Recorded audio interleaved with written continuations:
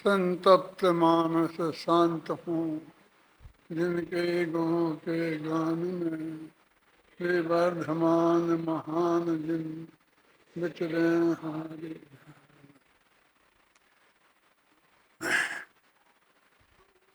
आप लोगों के जो भी मैंने सुना है वो बहुत उत्साह बढ़ाने वाला है, और उसके बारे में मैं अभी ज़्यादा नहीं बोलना चाहता हूँ, क्योंकि मुझे और कुछ आपको बताना। इस महाविद्यालय के संदर्भ में जब मैं शास्त्री होकर निकला और यहाँ समाज में काम किया, पढ़ाने को काम शुरू किया, और 17 वर्ष की उम्र में, तुम लोग 17 वर्ष के हो गए कितने के लगभग, मैं एक मिडिल स्कूल का हेड मास्टर बन गया था। उस वक्त मैं पहली क्लास भी पास नहीं था, गवर्नमेंट स्कूल, शास्त्री हो गया था। और आपको बहुत अटपटा लगेगा, और अपने भाषण के दम पर मैं इस मिडिल स्कूल का हेड मास्टर चुना गया था। जब हम मुरैना विद्यालय में पढ़ते थे तो लोग कहा करते थे कि हमारे जो गुरुजी थे वो बुजुर्ग थे बहुत, पंडित मक्खनलाल जी शास्त्री, तो कि भी जब गुरुजी आएंगे तो गुरुजी हुकुमचंद को प्रिंसिपल बना के जाएंगे, ऐसी चर्चा करते थे। और कोई और नाम लेते थे कि नहीं नहीं वो नहीं बनाएंगे, वो उनसे नाराज रहते हैं। भाई मेरे मन में, मैं उस मिडिल स्कूल की हेड मास्टरी की इस्तीफा दे के और छोड़कर उधर आया, और बड़े दादा भी अपनी नौकरी छोड़ के भीलवाड़ा से उधर मुरैना आए हम लोग, तो उन्होंने बड़े दादा को प्रिंसिपल बनाया, हेड मास्टर बनाया, मुझे नहीं बनाया, क्योंकि मुझको वो उद्दंड समझते थे, तेज तर्रार जो भी आप समझ लो ना, इसलिए वो तो समझते थे सब बात से अच्छा है। लेकिन हम तो दोनों भाई वहाँ से छोड़ के आ गए थे, यदि मुझे बनाते तो दादा भी वहीं रहते, तो दादा को बनाया तो मैं भी वहीं रहा क्या। लेकिन थोड़े ही दिनों में वो चाहते थे कि बड़े दादा 20पंथी पद्धति से पूजन करें उनके चैत्यालय में, और दादा हम लोग नहीं करते थे। सामने एक मंदिर था, वहाँ 13पंथी पूजी पद्धति से पूजन करते थे, तो उसमें मतभेद हो गए, बहस भी हुई। उनने एक ऐसी मीटिंग रखी, जैसे तुम अपन रखते हैं ना गोष्ठी, उस पर बहुत भाषण दिया, हम लोगों ने भी अपने विचार रखे, और आखिरकार हम लोग वहाँ से इस्तीफा देके छोड़ के आ गए। मैं बीच का लंबा नहीं सुनाना चाहता हूँ, सिर्फ महाविद्यालय से संबंधित जो बात है वो आपको कहना चाहता हूँ। फिर हम अशोक नगर में साधारण पाठशाला में पढ़ाने लगे, लेकिन छोटे छोटे बच्चे, उनको जो धर्म पढ़ाते थे, तो मुझे लगता था कि हमने जो न्यायदीप का, परीक्षा में तत्वार सूत्र ये सब पढ़े हैं, उसका क्या मतलब है, लघु सिद्धांत कौमुदी। तो मैंने कुछ अपनी ही बराबरी के लड़के इकट्ठे किए 5 साल, वो अभी भी होंगे कई बड़े बड़े, और उनको मैंने न्यायदीप का, परीक्षा मुक्त सूत्र, लघु सिद्धांत कौमुदी ये पढ़ाए। यानी मुझको ये विद्यालय का ये जो पाठ्यक्रम आपको पढ़ाया जा रहा है, उसे पढ़ाने का इतना शौक था। वो विद्यालय तो छोटे छोटे बच्चों का ही था, और मेरी योग्यता तो वो ही मानी जानी थी, वो मेरी ड्यूटी नहीं थी, समय भी नहीं था, तो उनका समय एडजस्ट करके अशोकनगर में मैंने ये किया। खैर वो तो जो हुआ, ज़्यादा चलने का एक सवाल नहीं था, 5-7 विद्यार्थी तैयार हुए थोड़े, और फिर मैं इंदौर आ गया। इंदौर से गोदका जी मुझे इधर ले आए, तब मैंने उनसे पूछा कि मुझे क्या करना है, तो बोले कि गुरुदेव श्री के तत्व ज्ञान को जन जन तक पहुंचाने का काम करना है, मुझे जैन दर्शन का एक विश्वविद्यालय खोलना है। मैंने कहा आप जानते हैं विश्वविद्यालय क्या होता है? मैंने एक योजना बनाई 15-16 पेज की, तो 3 दिन में उनको दी कि आपको गुरुदेव श्री का तत्व ज्ञान का प्रचार प्रसार करना है तो आपको एक काम करना चाहिए। उन्होंने पलट पलटू के देखी और कहा कि आप जो करना चाहते हैं वो करना, बस जो व्यवस्था मुझे करना है आप बताएंगे, मैं वो सब व्यवस्था कर दूंगा। खैर मैं यहाँ आ गया और मैंने सोचा क्या करूं। मैंने कहा देखो 2 तरह के काम मुझे करना चाहिए। एक काम तो तात्कालिक, कि जो तत्काल दिखे काम कुछ, और एक जरा लंबा। अब लंबा काम करेंगे तो कोर्स बनाएंगे, पाठ्यक्रम बनाएंगे, किताबें लिखेंगे, फिर उनके लिए पाठशालाएं खोलेंगे, पढ़ाएंगे, परीक्षा बोर्ड, ये लंबी लंबी जो योजनाएं मेरे दिमाग में थी, तो उनको जमीन पर आने में 2-3 साल तो लगेंगे ना। तब तक लोगों का धैर्य खत्म हो जाएगा कि कुछ नहीं हो रहा है। हमारे गुरुजी यहाँ आए थे, उनने देखा कि मैं यहाँ पर हूँ और क्या करता हूँ कि प्रवचन करता हूँ, बड़े मंदिर में प्रवचन करता हूँ, यहाँ प्रवचन करता हूँ। तो उनने वहाँ से वो निकाली स्मारिका, तो उसमें मेरा नाम लिखा और मेरे नाम के आगे लिखा काम प्रवचन। मैं कुछ नहीं करता हूँ, समझे ना, सिर्फ प्रवचन करता हूँ, जबकि मैं अपना काम कर रहा था तेजी से जो मुझे करना था। तो मैंने तत्काल के हिसाब से यहाँ एक छात्रावास खोला, वैसा छात्रावास जैसा मंगलायतन का है उस टाइप के और जगह हैं खोले, और 32 विद्यार्थी मैंने यहाँ भर्ती करे।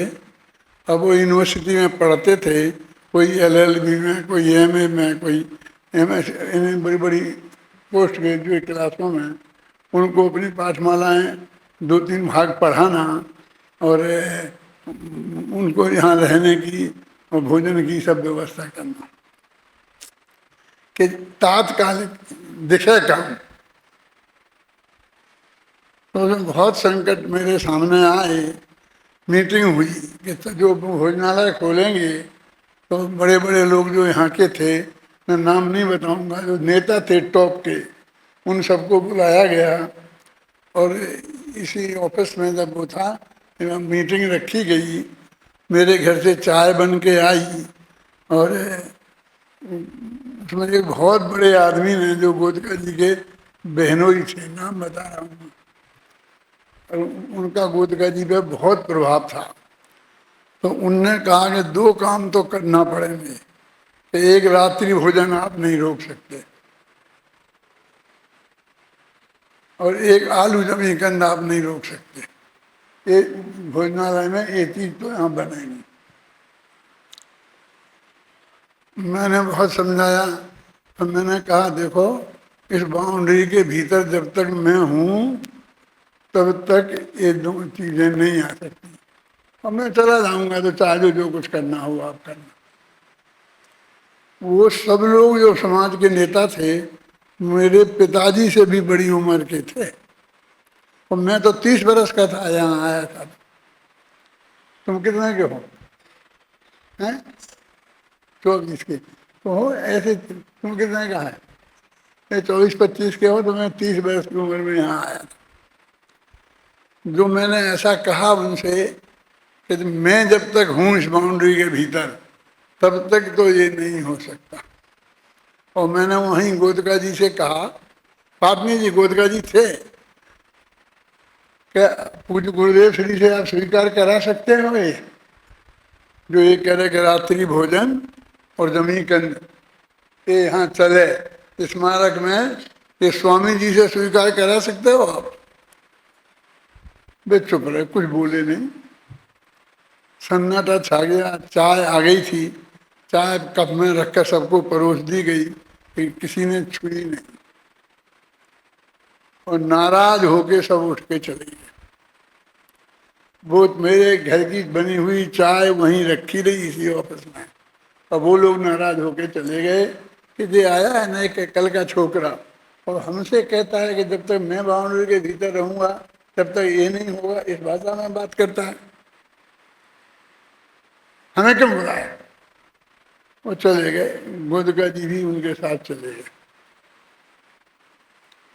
फिर इस चौराहे तक पहुंचे जो है ना, जिसको अपन खूनी चौराहा कहते हैं, ये जो टोरमल चौराहा बनने वाला है, वहां जाकर के डंडिया जी ने गोदका जी से कहा, डंडिया जी मैंने गोदका जी के बहनोई, वो बहुत बड़े शिक्षाविद, के क्या आप ऐसा हो सकता है, यहाँ के विद्यार्थी आएंगे रात में नहीं खाएंगे, ये हो सकता है, अपने घरों में नहीं खाते हैं, अपने बच्चे नहीं खाते हैं। उनने कहा कि देखो भाई, जो पंडित जी ने कहा होगा तो वो, और फिर चाहे जो हो चाहे नहीं, बिल्कुल इस सब शब्दों में गोदका जी हैं। आपने बहुत अच्छी स्टेज समझाई कि जिसमें गोदका जी दीवार से ही दिख रहे हैं, मुझे बहुत अच्छा लगा। होगा तो वो जो पंडित जी चाहेंगे। फिर सब सन्नाटा छा गया, वो सब अपने अपने घर चले गए, गोदका जी अपने घर चले गए। उस वक्त फोन वोन तो कुछ थे नहीं। शाम का टाइम हुआ तो हम घूमते घूमते गोदका जी के घर गए, तो वो उनके छज्जे पर वो डंडिया जी और गोदका जी बैठे थे। हम पहुंचे तो उसके खड़े हो गए, गोदका जी भी वो भी, और उनने हमसे माफ़ी मांगी कि हम आपसे माफ़ी मांगते हैं जो हमने आपका अपमान किया, और आपको जैसा भी जो करना हो आप करो, हमें कुछ नहीं कहना। जो उनने उनसे कहा होगा और उनने जो भी जवाब दिया होगा, वो छात्रावास खुल गया, लेकिन अपनी शर्तों के आधार पर। और हमने दूसरा काम भी शुरू कर दिया, बाल बोध पाठमालाएं लिखना शुरू कर दिया, प्रशिक्षण शिविर की योजना बनाना शुरू कर दिया। ये सब करने का हमारा महाविद्यालय उसी वक्त खोलने का विचार था, लेकिन ना तो उस वक्त ऐसे विद्यार्थी मिलते, ना आते, ना ये तत्काल इतना जल्दी हो नहीं सकता था। आखिरकार 1 साल के भीतर ही भीतर उसमें इतना झगड़ा खड़ा हो गया, किसने किया क्या किया मैं आपको कोई बताना नहीं चाहता हूँ। मेरी जन्म कथा में मैंने लिखा है, तो जब मैं मर जाऊँ जब पढ़ लेना, पहले आ जाए तो पहले पढ़ लेना। लेकिन मैं वो 1-1.5 साल के भीतर ही वो जो छात्रावास खोला था वो टूट गया।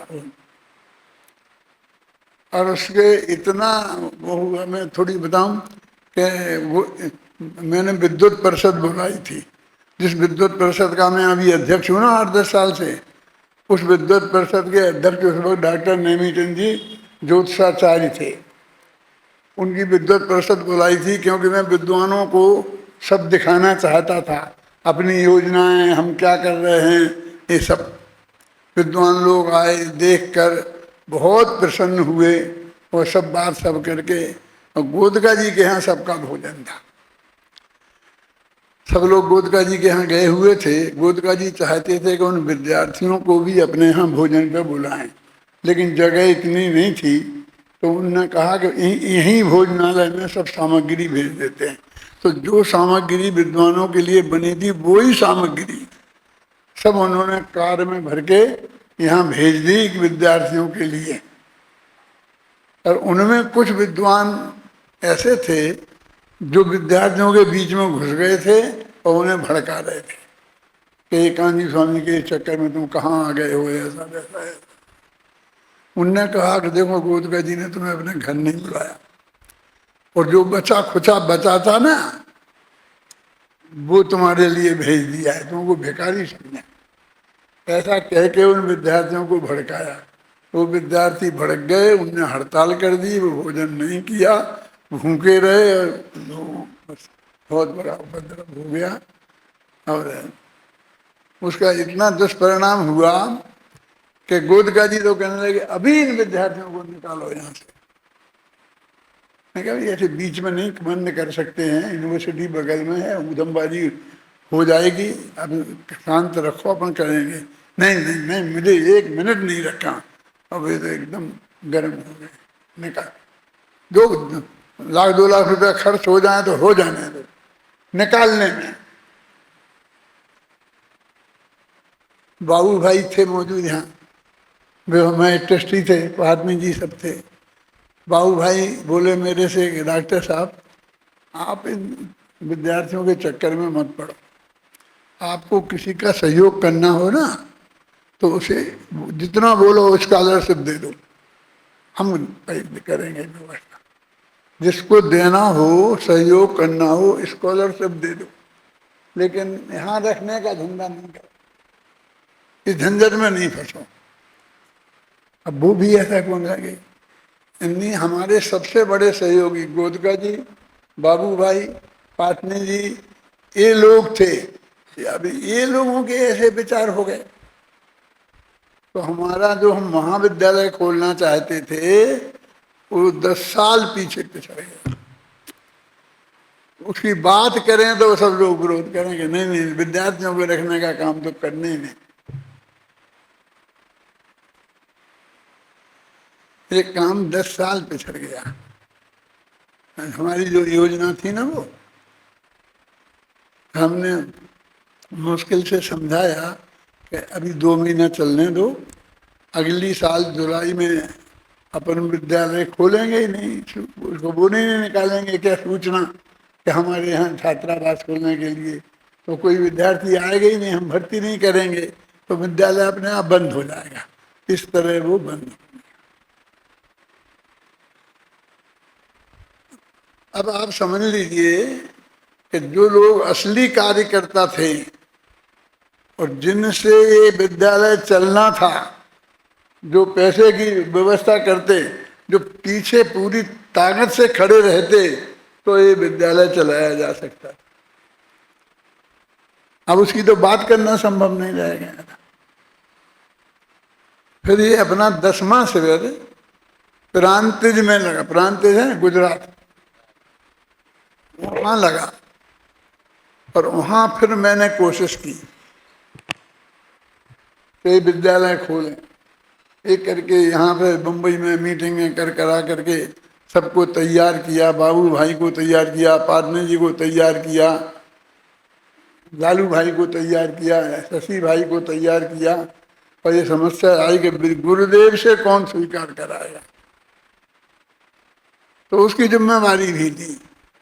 सारे लोगों ने मिलके मुझे और शशि भाई को गुरुदेव के पास भेजा कि आप उनसे मंजूरी लेके आओ, क्योंकि लोग भड़काएंगे गुरुदेव को कि सोनगढ़ में क्यों नहीं, जयपुर में क्यों।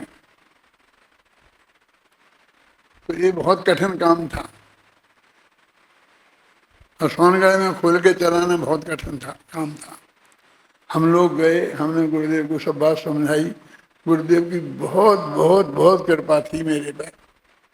मैं जो बात कहता था गुरुदेव बहुत श्रद्धा के साथ सुनते थे और मानते थे। जब उनने पूछा सोनगढ़ में क्यों नहीं, यहाँ खोलो ना,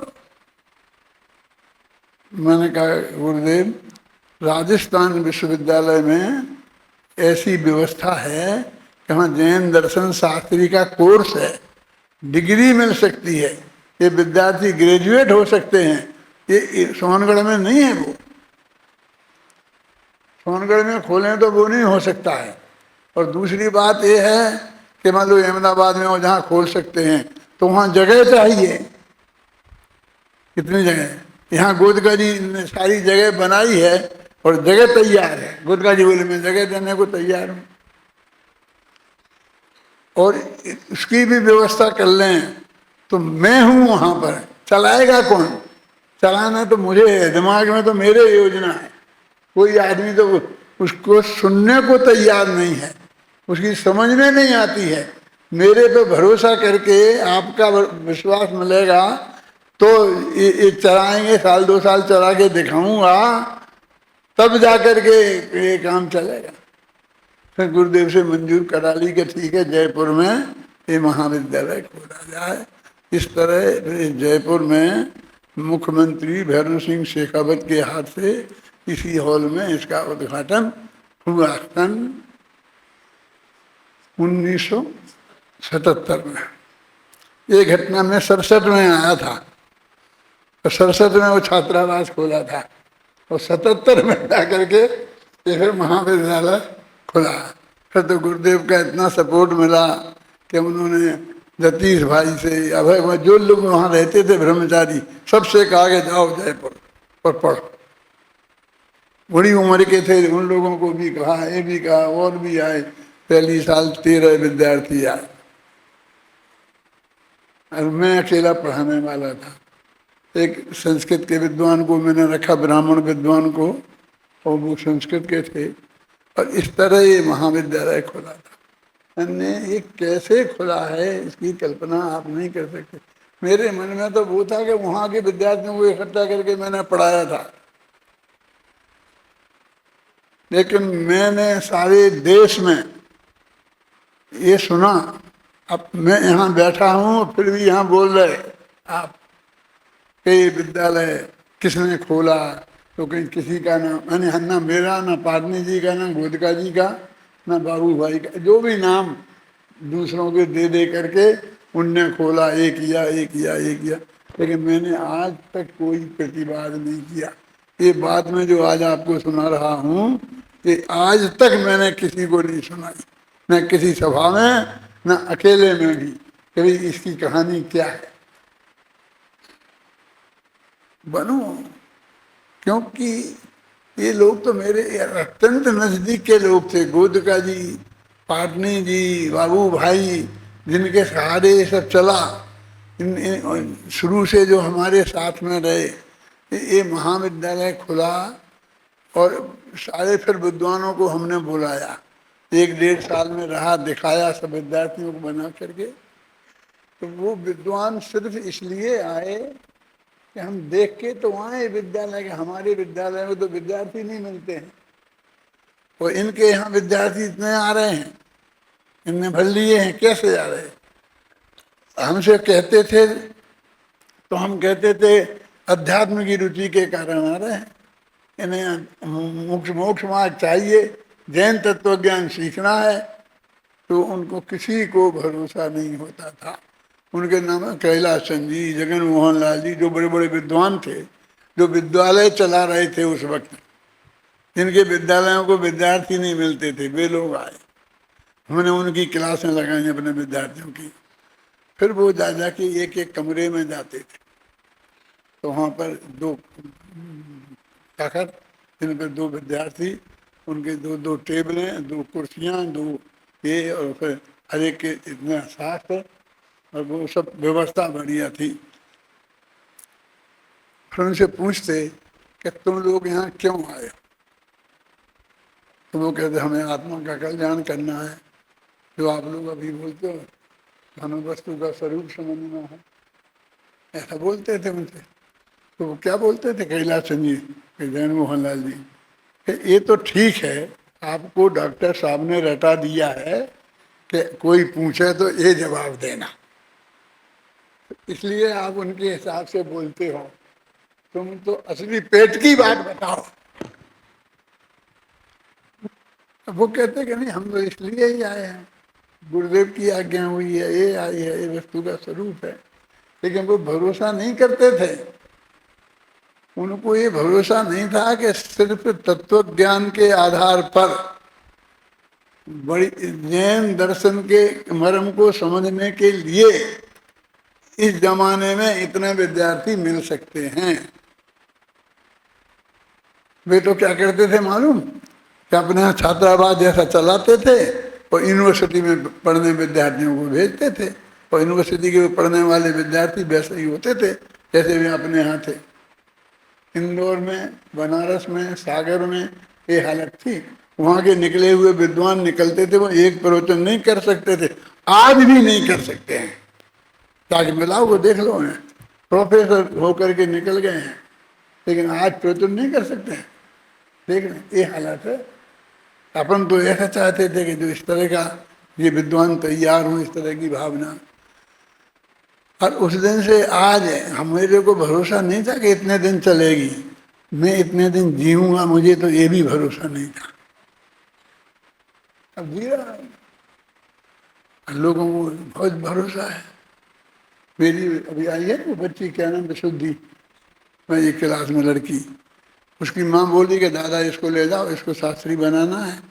मैंने कहा मैं जीऊँगा कि नहीं जीऊँगा, अभी तुम लोगों को बना दिया, अब मेरा कोई ठिकाना नहीं है, अब मेरे भरोसे मत भेजो। नहीं नहीं, आप तो जियोगे और मुझे तो दूसरी बच्ची को भी भेजना है और तीसरे को भी भेजना है। तो मैं कि शांति जी से बात करो, मेरे भरोसे मत भेजो। लेकिन नहीं, हमें तो भरोसा है और आप तो जिंदा रहेंगे, लोगों को भरोसा है कि जिंदा रहेंगे। रहेंगे चाहे नहीं रहें, ये विद्यालय रहेगा और वो इसी रूप में चलेगा। ये बात मुझे आपको बतानी थी, इसलिए बता रहा हूँ। फिर जीवन में मैं कभी किसी से कहूँगा कि नहीं कहूँगा, आज तक कही नहीं है, बिल्कुल नई बात है। आप आए हो, आप 5 साल यहाँ रहना चाहते हो, पढ़ना चाहते हो, जैन दर्शन के विशेषज्ञ विद्वान बनना चाहते हो, कि फिर तो जाएंगे तो साल भर बाद पछताएंगे, 2 साल बाद पछताएंगे। नहीं, कोई नहीं पछताएगा। मैंने तो आज तक नहीं पछताया ना। मैं सचमुच, आज मुझको ये नहीं है कि मैं ये नहीं हो करके ये होता तो बहुत अच्छा होता। यदि मैं नेता होता, प्रधानमंत्री होता, मैं राष्ट्रपति होता, मैं कुछ भी होता, जज होता, डॉक्टर होता, ऐसा मेरे दिमाग में कोई कल्पना नहीं है। मैं जो हूँ मैं उसमें बहुत संतुष्ट हूँ। और आप सोच नहीं सकते, मैं दिन भर आपकी क्लास में सुनता हूँ, मैं ज़्यादा देर बैठ नहीं सकता, ना ज़्यादा देर से खड़ा नहीं रह सकता। खड़ा तो बिल्कुल नहीं रह सकता हूँ, मैं गिर जाऊँगा यदि खड़ा रहूँगा तो मैं घर पे कुर्सी डाली है ना, तो 5 मिनट बैठता हूँ, फिर 5 मिनट घूमता हूँ, फिर बैठते घूमने से थक जाता हूँ तो जाके अंदर लेट जाता हूँ, स्पीकर चालू रखता हूँ। 24 घंटे ज्ञानोपयोग में रहता हूँ। इतने नजदीक के लोगों का भी नाम भूल जाता हूँ, गांव भूल जाता हूँ, समझे ना। मैं तुमको पहचानूंगा ना, कि पुराने विद्यार्थियों को पहचानता हूँ, रेल में मिलोगे तो पहचान लूंगा, ये भरोसा नहीं रखना। तुमको ही बताना पड़ेगा कि मैं आपके विद्यालय का विद्यार्थी हूँ, इस क्लास का हूँ, कैसा पढ़ता हूँ, ये तुम्हें बताना पड़ेगा मुझे। अब तो भाग्य से ऐसा मौका आना नहीं कभी, क्योंकि मैं रेल में चल नहीं पाता हूँ, रेल बहुत तेज चलती है ना, तो मैं बाथरूम नहीं जा सकता उतनी चलती हुई, मैं गिर सा जाता हूँ। लेकिन मैं बहुत अंदर से अपने इस काम को देखकर, आप लोगों को देखकर, अपने तत्वज्ञान को देखकर बहुत खुश हूँ। ये सबसे बढ़िया मैं होता तो क्या होता, तो मैं यही कहता कि मैं यही होता, जो मैंने सोचा भी नहीं था कि मैं इतना तत्व ज्ञान के क्षेत्र में इतनी गहराई से चला जाऊंगा। और निरंतर में जो मैंने लिखे हैं ना अभी, उनको मैं पूरा आद्योपांत रोजाना सुनता हूँ। कभी तत्व ज्ञान, कभी कर्म निमित्त पर्याय, कभी कलर वो क्या ना, भरत का अंतर्द्वंद, नाम भूल जाता हूँ।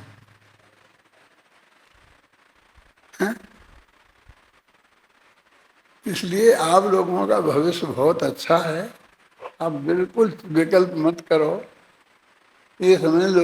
ये अब एक बात आप लोगों से मैं निवेदन करता हूँ कि छोड़ दो। एक तो जो नीचे लिखा आता है ना कि क्रिकेट फलाना, आपने ने बांध दिया है कि आपको कौन से खेल में रुचि है। ये बंधन को तो छोड़ दो। आप लिख लो, आपको रुचि लिख लो, कॉमन लिखो, और ये भ्रम निकाल दो क्या हम खेल की रुचि जो है आपकी अच्छी है, बता देना, लेकिन यहाँ बताने की जरूरत नहीं है हमारी। हमें आप तो उन्हें लिखन दो ना, आत्मा की रुचि है। पर दिव्यंते भिन्न आप में रुचि सम्यक तो भला है। पहले दिन बड़ी भाई पढ़ाती है ना, उन्हें लिखने दो, चाहे वो सब यही लिखें, लेकिन उन्हें समझाओ कि इसके लिखने का हमें विरोध नहीं है, फिर भी आपको और चीज की यदि अधिक रुचि है तो वो लिखो। कोई काज लिखता है कि नहीं कि हमें आत्मा की रुचि है, कि हमें तत्व ज्ञान की रुचि है, कि हमें सम्यक दर्शन की प्राप्त करने की रुचि है, क्या है? जब लोग कहते हैं कि नहीं साहब आ जाएंगे, इतनी तनख्वाह मिलेगी, मुझे को बहुत अटपटा था, क्या तनख्वाह मिलेगा? हमने नौकर बनाने के लिए नहीं खोला है। मैं उनको बोलता हूँ, शायद मैंने कल ही में बोला था मेरे कैसेट में, मैंने ही सुना। अपनी कैसेट रोजीना 2 घंटा सुनता हूँ मैं। सुबह 5 बजे 6 बजे की सुनता हूँ, फिर 9 बजे की सुनता हूँ। और मालूम वो 2 दफे चलती है, एक तुम विद्यार्थियों को और एक सारे देश को। तो मैंने शुरू कराई है, तो मैं 2 ही सुनता हूँ। कभी आधी देर छूट जाती, कहीं वो छूट जाती है, लेकिन मैं सुनता हूँ अपना ही भाषण को, क्योंकि तत्व ज्ञान की गहरी बातें मैंने सारे जीवन भर की हैं। उसके अलावा और क्या है? तो आप सब लोगों का भाग्य बहुत अच्छा है। अब रोटियों का विकल्प तुम मत करना। तुम इतने छोटे साधारण आदमी नहीं हो, तुम यहाँ आए हो, तुम बहुत बड़े महापुरुष हो, तुम बहुत बड़े विद्वान बनने वाले हो। लोग कहते मैं साहब वो सीख लूँ, मैं इसकी ट्रेनिंग ले लूँ, उसकी काय के लिए? टाइप सीख लूँ, क्लर्क बनना है, मुझे नहीं आती है टाइप। मैं 19 विद्वान हूँ। विद्वान बनने के लिए टाइप की जरूरत नहीं है। झाड़ू लगाना भी सीख लो ना। मुझे झाड़ू लगाने वाले नहीं चाहिए, मुझे गद्दी पे बैठने वाले चाहिए, मुझे टॉप के विद्वान चाहिए, ये दस्ती का स्वरूप बता।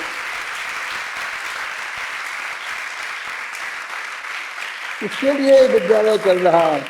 इसलिए आपको एक छोटा छोटा दिमाग मत रखो अपना, और जो करना हो तो बाद में है ना। और तो तुम्हारे घरों में भी धंधा है, बिजनेस है सर, तो नौकरी नौकरी पैसे की बात मत करो। ये बबलू हमारा समझा, बबलू समझ गए, शुद्धात्मा प्रकाश, तो ये कहता दादा ये कलेक्टर बन सकते हैं, ये फलाना बन सकते हैं। मैंने कहा ये मुझे नहीं सुनना है, यहाँ ये मोक्ष जा सकते हैं, ये सम्यक दृष्टि बन सकते हैं, ये सुनना है। इसकी प्रेरणा दो, मुझे वो नहीं सिखाना है कि वैसे उसमें गवर्नमेंट की नौकरी की गारंटी है, ये तो गुलामी की गारंटी है। हमको नौकर नहीं बनना है, मालिक बनना है। मालिक कैसे बनेंगे? अरे तुम 1000 रुपये महीना कमाओगे ना, तो यहाँ बैठ के गद्दी पे प्रवचन करोगे तो सारे सेठ के नीचे बैठेंगे, और तुम्हारा बढ़िया प्रवचन होगा तो सब तरसेंगे, तो भी तुम सबके नेता बनोगे। तुम छोटे छोटे अपनों को छोटा क्यों समझ? अभिमान करने के लिए मैं नहीं कह रहा हूँ। उनमें से मेरे साथियों ने कहा कि आप लोगों को अभिमानी बनाते हो। तुमको मैं अभिमानी लगता हूँ? क्या अभिमान करता हूँ? मैं इन लोगों की गुलामी नहीं करता हूँ तो अभिमान करता हूँ? ये अभिमान है क्या?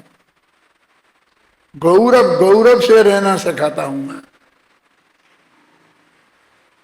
जब अभय जी जान गए ना इस्तीफा देगी, तो उन्हें बहुत समझाया मैंने कि मत जाओ, तुम यहाँ विद्यार्थियों के गुरु बनोगे। ये शांति जी जा रहे थे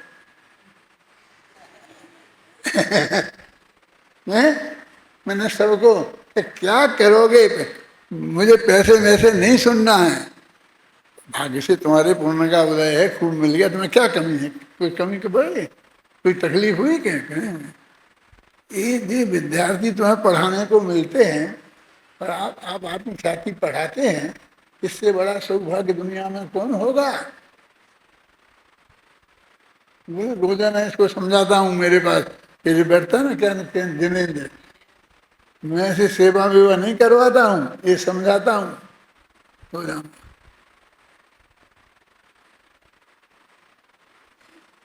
ये जो तुम्हारे अध्यापक लोग हैं ये बहुत अच्छे हैं, तो बहुत काम करते हैं, लेकिन अभी भी मैं इन सबसे अधिक काम करता हूँ। 88 वर्ष का हो गया हूँ। सुबह 4:30 बजे उठ जाता हूँ, 5 बजे के पहले तो गारंटी से उठ जाता हूँ, और 12 बजे के पहले सोता नहीं। और ये मेरा निरंतर चलता रहता है स्वाध्याय, उसके अलावा कुछ नहीं करता मैं, कुछ नहीं।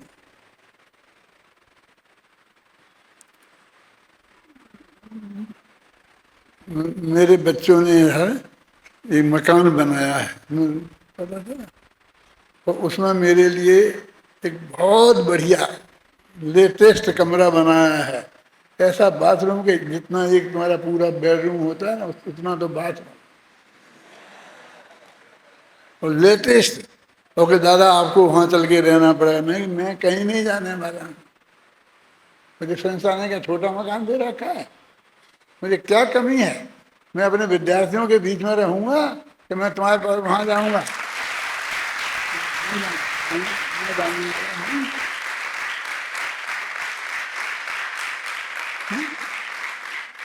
मैं अभी मरना नहीं चाहता हूँ, क्योंकि मर के जाऊंगा तो वहाँ ऐसे विद्यार्थी मुझे कहाँ मिलेंगे, ऐसा समागम कहाँ मिलेगा, ऐसा वातावरण कहाँ मिलेगा, क्या पता। हाँ। लेकिन ऐसा वातावरण है, उस वातावरण में मेरा मन लगता है, मैं संतुष्ट हूँ। इससे लगता है मुझे खुद कि शायद मैं ऐसी जगह ही जाऊंगा, क्योंकि उसकी जो अनंतर पूर्व क्षणवृत्ति पर्याय हैं, अपने अपने परिणाम कैसे हैं, इससे ये निर्णय होता है कि हम कहाँ जाने वाले हैं। उन परिणामों से हम जाएंगे ऐसा नहीं है, जाने का तो अनंत काल पहले से नक्की है, भगवान ने जाना है।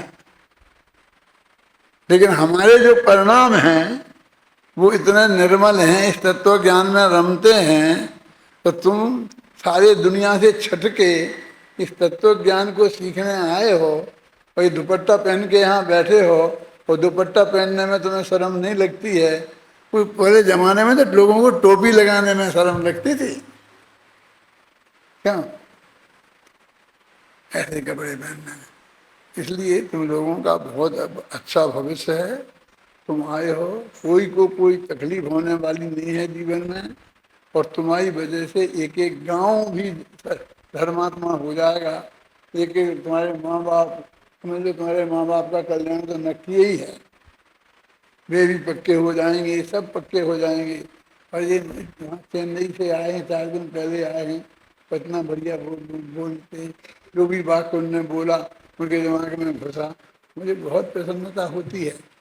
मैं इतनी देर बैठ नहीं सकता, इसलिए मैं ज़्यादा बोल नहीं सकता हूँ, लेकिन जो मैं तुमको बोल रहा हूँ इतने में ही तुम बहुत ज़्यादा समझना।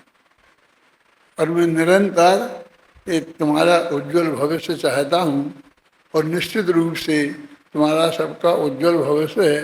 सारे देश में से छट छट के एक एक जीव आया है, हमने थोड़ी छटा के हम कहाँ किसके पास गए थे, क्यों? और ये हमारे ये हैं। अब इनको हमने क्या कहा, हम एक साल में मिलते ही नहीं हैं। अब ये ऐसे बोल रहे हैं, ऐसा है ऐसा है ऐसा है ऐसा, सब बोल रहे हैं ना, आओ भैया आओ। तो ये बहुत अच्छा है, अब आप लोग सब अच्छी तरह से आइए, रहिए बहुत प्रेम से।